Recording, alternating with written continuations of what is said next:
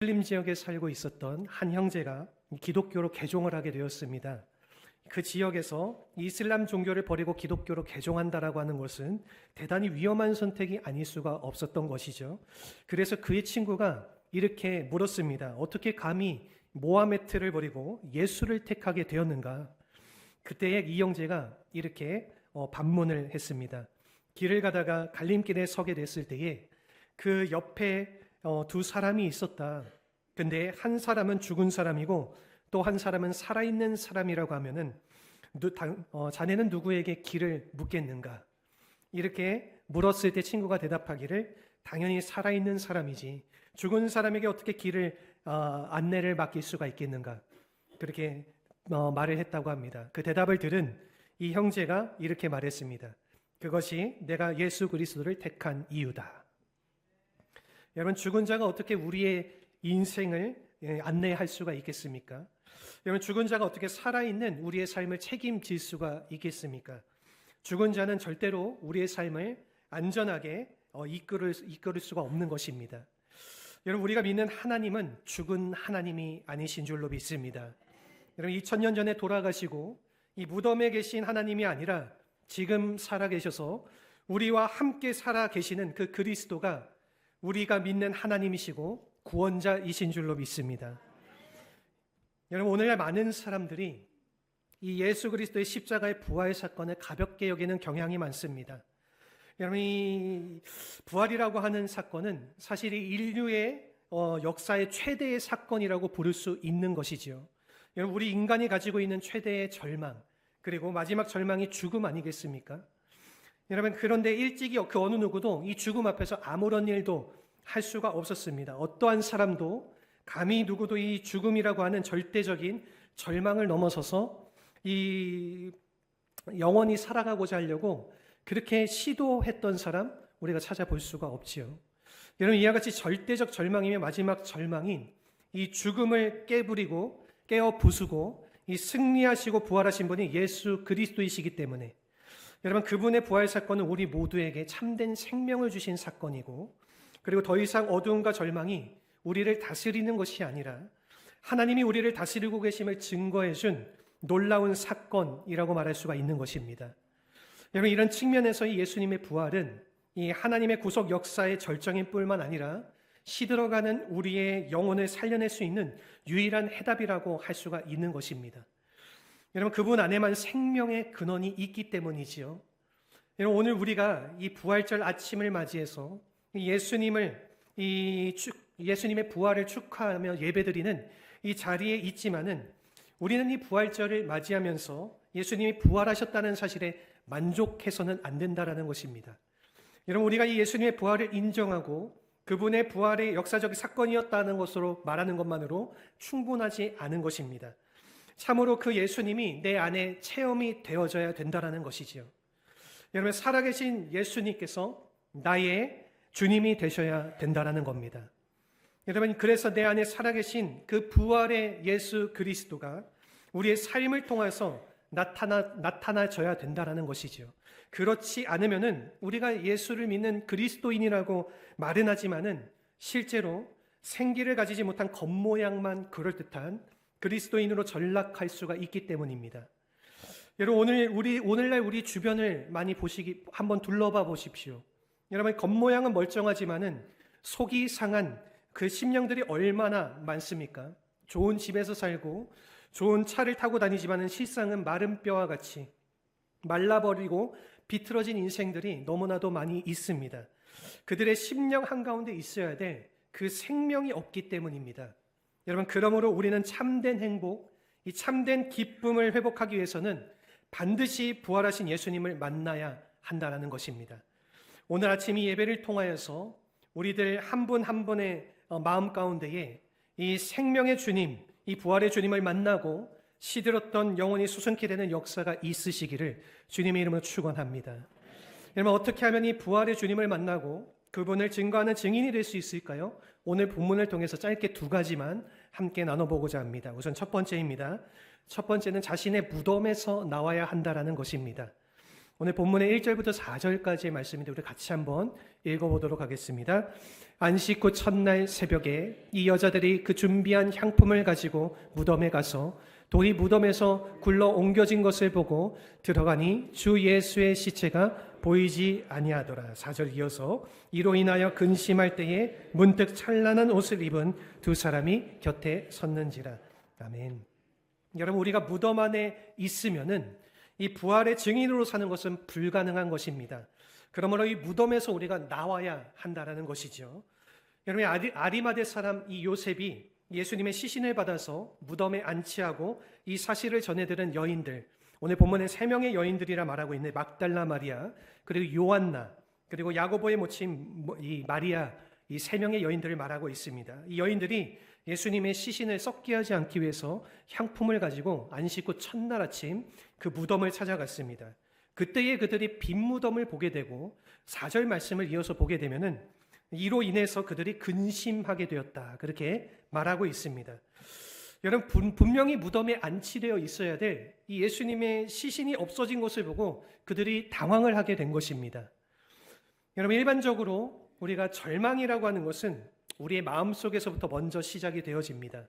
여러분, 물론 환경적인 요소도 중요하지만은 그러나 이 환경적인 것은 절대적이지 않다라는 겁니다. 내 마음속에 근심이 깊어지면은 그 근심으로 인하여서 절망이 찾아오게 되고, 그리고 우리는 더 이상 빛을 얻을 수가 없게 되는 것입니다.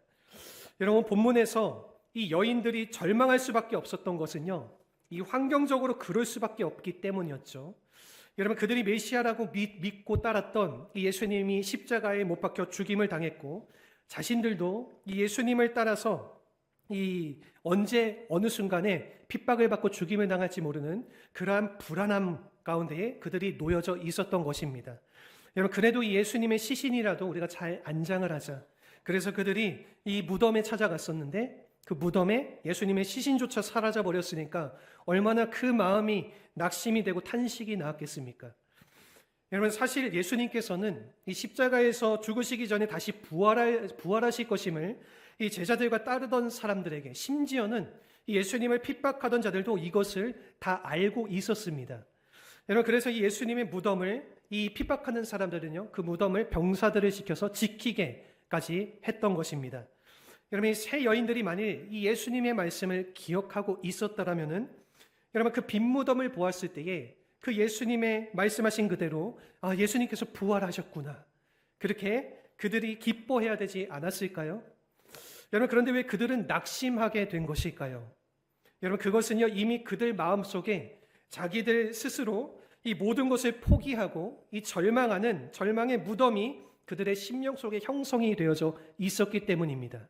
예수님께서 죽으셨다는 그 죽으셨다는 사실, 이미 그 절망적인 사실 가운데에 예수님께서 하신 모든 말씀들이 그 뒤에 다 파묻혀버리고 그들은 그 말씀을 기억하지 못하고 낙심할 수밖에 없었다라는 것이죠.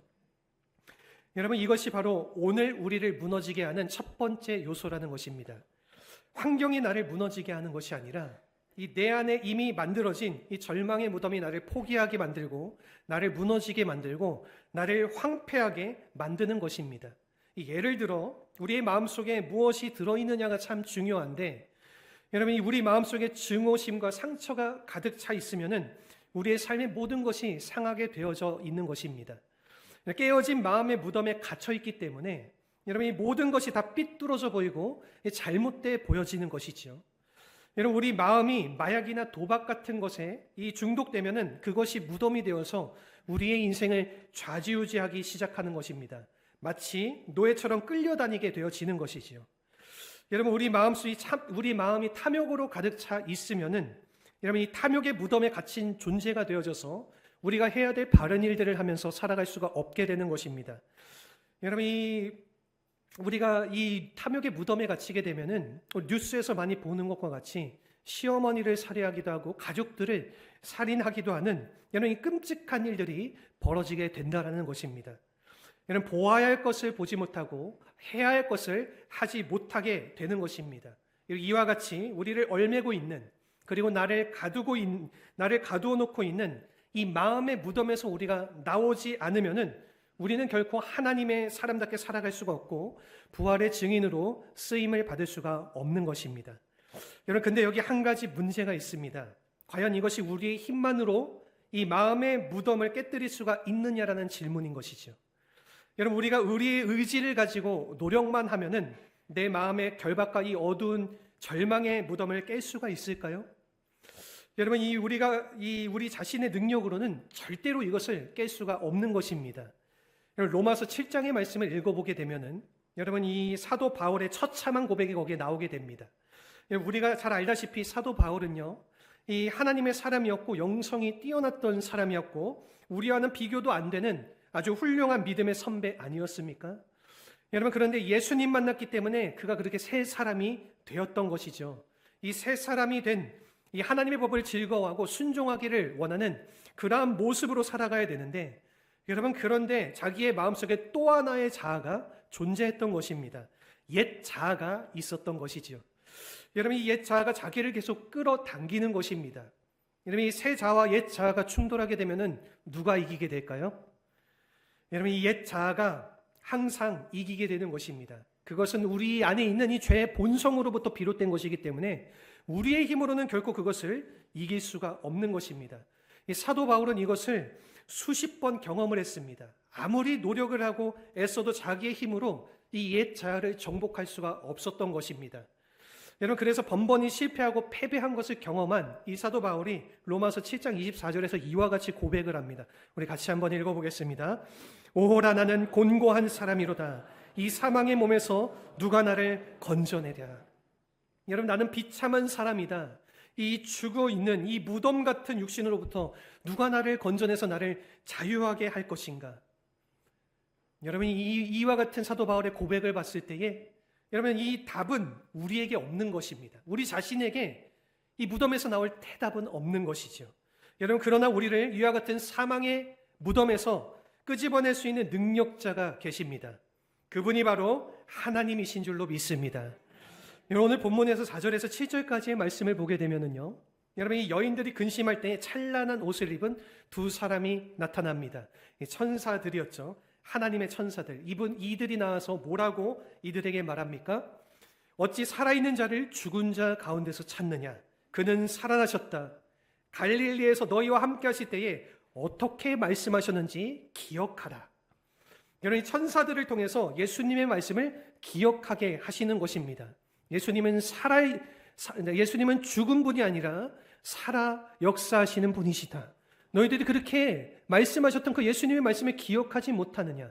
다시 한번 이 여인들의 마음을 일깨워 주시면서 그들의 절망적으로 놓여져 있는 그 여인들의 마음들을 주님께서 다시 한번 무덤에서 일어나 살아 역사하는 하나님의 그 이름을 선포하며 살아갈 수 있게 그들의 마음을 만들어 주셨다라는 것입니다. 여러분, 이 하나님만이 우리를 모든 얽매임에서 풀어내시 참된 자유를 주실 수 있는 유일한 분이신 줄로 믿습니다. 우리의 인생에 어떠한 고난에 처하든지 어떠한 절망의 무덤에 갇히든지 하나님께서는 이 모든 것들을 끄집어내실 수 있는 그러한 능력을 가지신 분이시라는 겁니다. 여러분, 그런데 우리를 언제 끄집어내 주십니까? 그것은 하나님의 말씀을 기억할 때에, 우리가 그 말씀 앞에 아멘하며 우리가 대답할 때에, 그리고 그 말씀으로 우리가 순종하며 행하며 살아갈 때에 여러분, 이 하나님의 초자연적인 능력이 우리의 삶 가운데에 행하여지게 된다는 것입니다. 바라고 소원하는 것은 우리 사랑하는 모든 성도님들께서 이 부활하신 예수 그리스도를 나의 믿음으로 받아들이고 나의 온전한 하나님의 말씀으로 그분의 이름을 높이 선포하며 나아갈 때에 그 부활의 능력이 우리의 삶 가운데 아름답게 증거되어지기를 주님의 이름으로 축원합니다. 두 번째는 뭐냐면요, 부활의 전달자가 되어야 한다라는 것입니다. 오늘 본문의 8절과 9절의 말씀입니다. 우리 같이 한번 읽어보도록 하겠습니다. 그들이 예수의 말씀을 기억하고 무덤에서 돌아가 이 모든 것을 11사도와 다른 모든 이에게 알리니.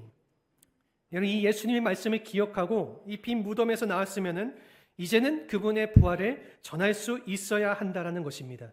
오늘 본문에 이 여인들이 예수님의 말씀을 기억하자마자 가장 먼저 한 행동이 무엇입니까? 그 예수님이 부활하셨다라는 사실을 이 다른 제자들과 다른 모든 사람들에게 전하는 일이었다라는 것입니다. 여러분, 오늘 우리가 이 예수님께서 부활하신 이 영광된 아침을 축하하며 예배를 드리고 있습니다. 여러분, 예수님의 부활은 내 개인에 있어서 가장 소중한 사건이고요. 여러분, 이 축복의 사건이라고 저는 분명히 믿습니다. 여러분들께서도 이것을 믿으십니까? 여러분, 그렇다면은 그것으로 끝나면 안 된다라는 것입니다. 여러분, 내 안에 오신 이 부활하신 예수 그리스도가 이 나를 통해서 또 다른 사람들에게 전달되어져서 이 궁극적으로 하나님의 나라를 이루어야지 우리가 이 부활을 제대로 지키는 성도가 된다라는 것입니다. 이 초대교회 성도들은요, 여기에 자신들의 모든 목숨을 걸었습니다. 이 부활의 예수를 증거하는 데 그들의 전생애를 걸었던 것입니다. 사도 바울과 같은 경우는 예수님을 만나고 난 후에 그가 순교의 피를 흘리고 죽는 그 순간까지 여러분, 그가 일평생 증거했던 메시지는 딱 하나밖에 없습니다. 너희가 죽인 예수를 하나님이 살리셨다. 여러분, 예수 그리스도의 십자가라는 단어와 그리고 이 하나님이 그를 다시 살게 하셨다라는 그 부활, 이 십자가와 부활이 여러분, 이 사도 바울의 복음의 핵심이었고, 바울은 자신이 죽는 그 순간까지 그것을 외치다가 주님 곁으로 갔다라는 것입니다. 여러분, 오늘 우리는 이 부활의 영광 앞에서 어떠한 모습, 어떠한 자세를 보여야 할까요? 여러분, 내가 부활의 주님을 만났고 내가 이 구원받고 능력을 받았으니까 그것으로 다 된 것일까요? 결코 그렇지 않습니다. 여러분, 내가 만난 이 부활의 예수를 우리가 다른 사람들에게 전할 수 있어야 하는 것입니다. 여러분, 우리는 이 부활한 예수님을 만나서 그분을 누리는 것만으로 만족할 수 있습니다. 여러분, 그분이 남기신 이 세마포 수건을 바라보면서 우리는 감격할 수 있다라는 것이죠. 여러분, 그러나 그것만으로 충분치 않다라는 것입니다. 빨리 나가서 우리가 이것을 알릴 수 있어야 하는 것입니다. 여러분, 이것이 바로 선교이고 복음의 사역이라는 것입니다. 여러분, 우리는 지금까지 하나님 안에서 이 믿음 생활을 해오면서 여러분, 얼마나 많은 시간을 이 예수님의 부활을 그리고 그분의 복음을 증거하는 데 사용을 해왔습니까?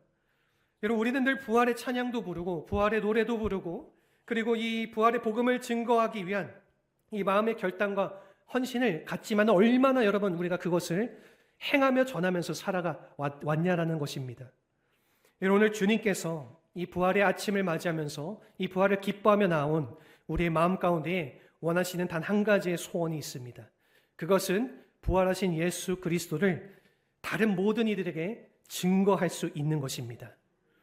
여러분, 이 진실로 우리가 주님의 부활하심을 다른 이들에게 증거하며 그들에게 그 부활의 주님을 우리가 선포하며 나아갈 때에 여러분, 그것이 진실로 부활을 부활되게 만들고 그리고 우리가 예수의 부활을 축하하는 가장 아름다운 부활의 모습으로 우리의 신앙의 모습이 주님 앞에 나타나여질 줄로 믿습니다. 오늘 하루 그 부활의 주님을 다른 이들에게 증거하며 살아갈 수 있는 부활의 전달자로서의 삶을 아름답게 살아내시는 우리 모든 성도님들이 되시기를 주님의 이름으로 축원합니다. 우리 이 시간 함께 오늘 이 말씀을 다시 한번 기억하면서 여러분, 이 부활의 주님, 우리의 소망 되신 이 예수 그리스도, 다시 살아나시고 역사하신 그 주님을 우리 전하고자 하는 이 마음을 가지고 우리 예수 열방의 소망이 찬양